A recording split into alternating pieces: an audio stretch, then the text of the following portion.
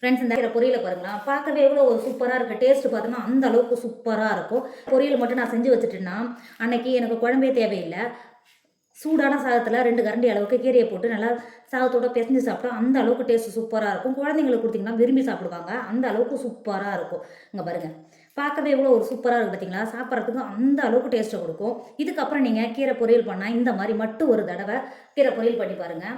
அந்த அளவுக்கு டேஸ்ட்டை கொடுக்கும். மட்டும் கிடையாது, முருங்கைக்கீரை பொரியல் நீங்கள் எந்த கீரை எடுத்தாலும் அந்த அளவுக்கு டேஸ்ட்டை கொடுக்கும். இந்த மாதிரி நீங்கள் பொரியல் பண்ணிங்கன்னா இன்றைக்கி நம்ம ஒரு சூப்பரான டேஸ்ட்டில் கீரை பொரியல் தான் செய்ய போகிறோம். எப்படி செய்யலான்னு பார்க்கலாமா? Hi friends, welcome to Kerala சமையல். கேரளா சமையலில் கீரை பொரியல் தான் செய்ய போகிறோம். வாங்க எப்படி செய்யலான்னு பார்க்கலாம். கீரை பொரியல் பண்ணுறதுக்கு நான் தண்டு கீரை எடுத்துங்க பாருங்கள். அரைக்கட்டு கீரை எடுத்து நல்லா கழுவிட்டு இந்த மாதிரி குட்டி குட்டியாக கட் பண்ணி வச்சுருக்கேன். கட் பண்ணிவிட்டு தண்ணி நல்லா வடிகட்டுறதுக்கு நம்ம சாதமெல்லாம் வடிப்போம் பார்த்தீங்களா, அந்த வடிகுடையில் தான் மாற்றி வச்சுருக்கேன். தண்ணி நல்லாவே வடிஞ்சு வந்துருச்சு. இப்போ வடிஞ்சு வந்த கீரையை மாற்றி வச்சுக்கோங்க. கீரை பொரியல் பண்ணுறதுக்கு அடுப்பில் ஒரு மஞ்சள் வச்சுக்கோங்க. 1 டேபிள் ஸ்பூன் அளவுக்கு எண்ணெய் சேர்த்துக்கோங்க. எண்ணெய் சேர்த்து எண்ணெய் நல்லா சூடாயிடுச்சு. 3 முட்டையை உடச்சிட்டு சேர்த்துக்கோங்க. நீங்கள் கீரையில் சேர்க்குறத விட இந்த மாதிரி உடச்சிட்டு நல்லா வறுத்துட்டு சேர்க்கும் போது அதோட டேஸ்ட் அந்த அளவுக்கு நல்லா சூப்பராக இருக்கும். முட்டையை உடச்சி சேர்த்துட்டு 1/2 டேபிள் ஸ்பூன் அளவுக்கு உப்பு சேர்த்துக்கோங்க. அது கூடவே 1 டேபிள் ஸ்பூன் அளவுக்கு மிளகுத்தூள் சேர்த்துக்கோங்க. நான் சின்ன டேபிள் ஸ்பூன் 1 டேபிள் ஸ்பூன் சொல்கிறேன். நீங்கள் பெரிய டேபிள் ஸ்பூனாக இருந்தால் 1/2 டேபிள் ஸ்பூன் சேர்த்துக்கோங்க, கரெக்டாக இருக்கும். மிளகுத்தூள் உப்பெல்லாம் சேர்த்துட்டு முட்டையை 5 நிமிஷத்துக்கு நல்லா ட்ரையாக இந்த மாதிரி நல்லா பொடி மாஸ் பண்ணுவோம் பார்த்தீங்களா, அந்த மாதிரி முட்டையை நல்லா வறுத்து எடுத்துக்கோங்க. நல்லாவே வறுந்து வரும், வறுத்து எடுத்துக்கோங்க. இப்போ பாருங்க, நம்ம வறுத்து எடுத்த முட்டை எந்த அளவுக்கு நல்லா ட்ரையாக இருக்குது பார்த்தீங்களா. இந்த அளவுக்கு நல்லா ட்ரையாக இருக்கும் போது கீரையோட சேர்த்து சாப்பிடும்போது அந்த அளவுக்கு டேஸ்ட்டை கொடுக்கும். இப்போ இந்த அளவுக்கு நல்லா வறுந்து வந்த முட்டையை வேற ஒரு பாத்திரத்துக்கு மாற்றி வச்சுக்கோங்க. நீங்கள் மாற்றி வைக்கும்போது யார் கண்ணுக்கும் படாமல் மாற்றி வச்சுக்கோங்க, இல்லைனா கீரையில் சேர்க்க முடியாது. அதனால தான் சொல்கிறேன், மாற்றி வச்சுக்கோங்க.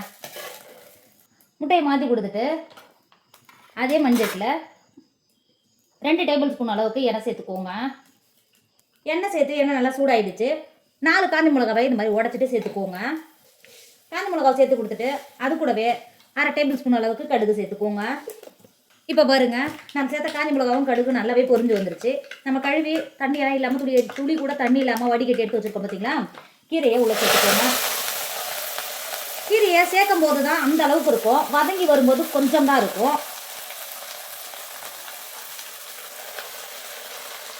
கீரையை சேர்த்துட்டு கீரையை லைட்டாக இந்த மாதிரி தள்ளி தள்ளி வதக்கணும். 10 நிமிஷத்துலேயே வதங்கி வந்துடும். சுருண்டு கீரை வதங்கி வந்துடும். அதுக்கப்புறம் நமக்கு ஃப்ரீயாக இருக்கும் வதக்கிறதுக்கு. இங்கே பாருங்க, சேர்க்கும் போது தான் நிறையா இருக்கிற மாதிரி இருக்கும். வதங்கி வந்தால் இத்தனோண்டு தான் இருக்கும். இப்போ ஒரு 5 நிமிஷத்துக்கு நல்லா கிண்டி கொடுத்து வதக்கினீங்கன்னாவே கீரை சட்டியோடையே சேர்ந்து நல்லா வதங்கி வரும். கிண்டி கொடுத்து வதக்கிக்கோங்க. 5 நிமிஷம் வதக்கினாவே போதும், வதக்கிக்கோங்க. இப்போ பாருங்கள், 5 நிமிஷத்துலேயே கீரை எந்த அளவுக்கு நல்லா வதங்கி வந்துருக்கு பார்த்தீங்களா. அதனால தான் சொல்கிறேன், நல்லா ஃப்ரீயாக அது மாதிரி கிண்டி கொடுக்கறதுக்கு 5 நிமிஷம் கீரை நல்லா வதங்கி வந்தாலே சுருண்டு வந்துடும். அங்கே பாருங்கள், இப்போ எவ்வளோ கம்மியாக இருக்குது பார்த்தீங்களா. இதனால தான் 5 நிமிஷம் இடையில திறந்து நல்லா கிண்டி கொடுத்துக்கோங்கன்னு சொன்னேன். இப்போ இந்த அளவுக்கு நல்லா கிண்டி கொடுத்துட்டு 2 டேபிள் ஸ்பூன் அளவுக்கு உப்பு சேர்த்துக்கோங்க. உப்பு சேர்த்து கொடுத்துட்டு 2 பெரிய சைஸ் வெங்காயத்தை இங்கே பாருங்க இந்த மாதிரி கட் பண்ணி வச்சுருக்கேன். கட் பண்ண வெங்காயத்தை உள்ள சேர்த்துக்கோங்க. எந்த அளவுக்கு கீரைக்கு வெங்காயம் சேர்க்குறீங்களோ அந்த அளவுக்கு நல்லா டேஸ்ட்டை கொடுக்கும், உடம்புக்கு ரொம்ப ரொம்ப நல்லது. வெங்காயத்தை சேர்த்துட்டு கீரை நம்ம சேர்த்த உப்பு வெங்காயம் எல்லாம் சேர்ந்து வர மாதிரி இந்த மாதிரி நல்லா கிண்டி கொடுத்துக்கோங்க. வெங்காயம் கீரை வேகும் போதே 3/4 பாகம் நல்லாவே வெந்துடும். 3/4 பாகம் வேகும்போது கீரையோட சாப்பிடும்போது வெங்காயத்தை சாப்பிடும்போது அந்த அளவுக்கு டேஸ்ட்டை கொடுக்கும். இந்த அளவுக்கு நல்லா கிண்டி கொடுத்துட்டு மூடி போட்டு மூடி 10லேருந்து 12 நிமிஷம் வரைக்கும் இடையில திறந்து நல்லா கிண்டி கொடுத்து வேக விடுங்க.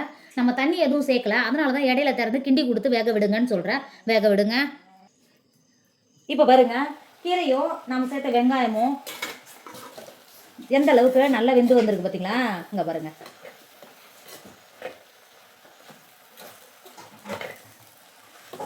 இந்த அளவுக்கு நல்லா வெந்து வந்த கீரையை கிண்டி கொடுத்துட்டு ஒரு 5 நிமிஷத்துக்கு திறந்து வேக விடுங்க. இதில் லைட்டாக தண்ணி இருக்குது பார்த்தீங்களா, இந்த தண்ணியெல்லாம் நல்லா கீரையோட சேர்ந்து நல்லா வெந்து வரும். ஒரு 5 நிமிஷம் நல்லாவே வெந்து வந்துருச்சு.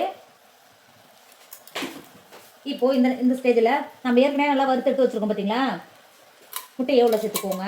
முட்டையை சேர்த்து கொடுத்துட்டு அது கூடவே ஒரு கைப்பிடி அளவுக்கு தேங்காவை நல்லா துருவி எடுத்து வச்சுருக்கேன். துருவின தேங்காவும் உள்ளே சேர்த்துக்கோங்க. தேங்காவை சேர்த்துட்டு நம்ம சேர்த்த முட்டை தேங்காய் கீரை எல்லாம் சேர்ந்து நல்லா கிண்டி கொடுத்துக்கோங்க.